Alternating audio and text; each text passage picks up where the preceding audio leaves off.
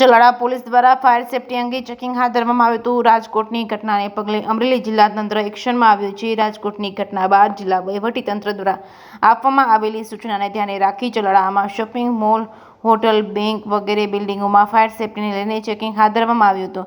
Range IG Gautam Parmar તથા police અધિક્ષક હિમકરસિંહ તથા મદદનીશ પોલીસ અધિક્ષક વલય વેદ સાવરકુંડલાના સીધા માર્ગદર્શન હેઠળ ચલાળા પોલીસ દ્વારા ચલાળા નગરપાલિકાના ચીફ ઓફિસરની સાથે રાખી ફાયર સેફટી અંગે ચેકિંગ હાથ ધરવામાં આવ્યું હતું। ચલાળા શહેર પોલીસ દ્વારા શોપિંગ મોલ તેમજ હોટલ, ટ્યુશન ક્લાસીસ, બેંક વગેરે તમામ જગ્યાએ ફાયર સેફટીને લઈને ચેકિંગ કરવામાં આવ્યું હતું અને ચલાળા શહેરમાં પોલીસના પીએસઆઈ તેમજ ટીમ દ્વારા સમગ્ર ચલાળા શહેરમાં ચેકિંગ હાથ ધરવામાં આવ્યું હતું। ફાયર સેફટી અંગે માર્ગદર્શન આપવામાં આવ્યું હતું।